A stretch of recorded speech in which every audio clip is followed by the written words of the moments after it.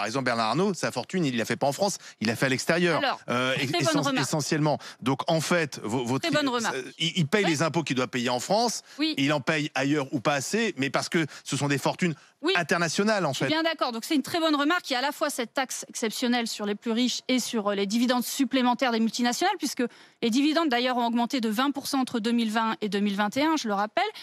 Mais vous avez raison aussi, il y a la question de la lutte contre l'évasion fiscale. Et de manière générale, c'est ce qu'a avancé l'OCDE récemment.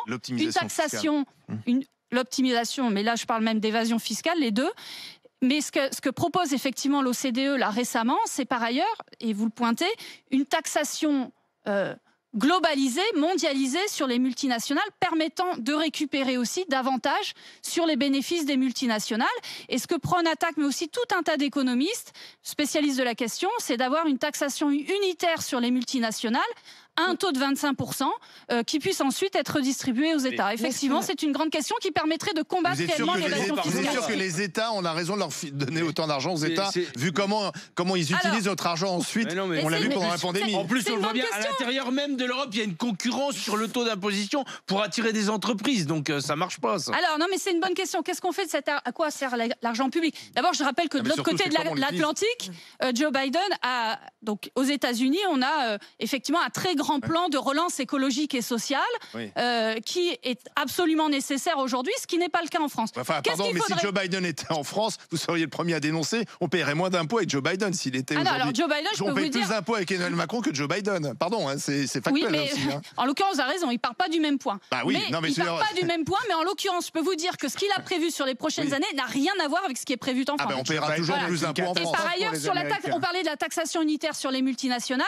Au moins, Joe Biden a proposé un taux à 21% quand la France a demandé 12,5%. Donc Joe Biden est beaucoup plus ambitieux en termes de lutte contre l'évasion fiscale que le gouvernement français. On peut au moins lui accorder ça. Vous avez, pardon, excusez-moi, je vous ai écouté, vous avez sûrement raison sur beaucoup de choses, sur l'évasion fiscale, etc.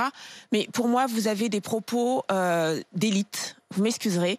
Quand vous me parlez de chômage et du fait qu'on fasse baisser l'indemnité chômage des Français, vous savez ce qu'un chômeur, il demande à travailler. D'accord ? Voilà, il demande à travailler. Il ne demande pas ce qu'on lui augmente ses indemnités. Vous avez très peu de chômeurs qui vont manifester parce qu'ils veulent plus d'indemnités. Ils veulent du travail. Et moi, quand je regarde Bernard Arnault, LVMH, je regarde qu'en 2012, il y avait 103 000 salariés et qu'en 2019, on est à 163 000 salariés. Voilà. Donc ça veut dire qu'il y a 60 000 familles qui ont eu accès à un travail, avec des enfants derrière, avec un loyer derrière, avec une maison derrière. D'accord ? Donc moi, c'est très important pour moi. Je ne défends pas Bernard Arnault, mais tout ce que vous m'expliquez avec les 12%, les 15%, des taxes par-ci, c'est pas la vie. La vie des gens, la vie des gens. Moi, j'ai un papa qui est tombé au chômage. On a perdu notre logement. On a été à la rue. Donc je peux vous dire que quand on cherche du travail, on ne cherche pas à nous augmenter nos indemnités de chômage. Donc on veut plus de Bernard Arnault, qui font plus 60 000 emplois en quelques années, pour avoir plus de salaires, plus d'enfants qui ne tombent pas dans la pauvreté. Voilà ce qu'on cherche. Quand vous me parlez des dividendes qui sont reversés, pourquoi vous ne vous battez pas justement pour qu'il y ait plus d'actionnaires? Je regarde le profil des actionnaires individuels. 72% sont des hommes. Pourquoi est-ce qu'il n'y a pas plus de femmes? Pourquoi est-ce que vous ne vous battez pas pour qu'il y ait plus de femmes qui soient actionnaires, qu'elles aient accès à cet enrichissement? Les salariés de la boîte. Voilà, exactement, qu'elles aient accès à cet enrichissement, qu'elles puissent augmenter leur pouvoir d'achat par cet enrichissement-là. Pourquoi vous ne vous battez pas pour plus d'enrichissement de plus de personnes?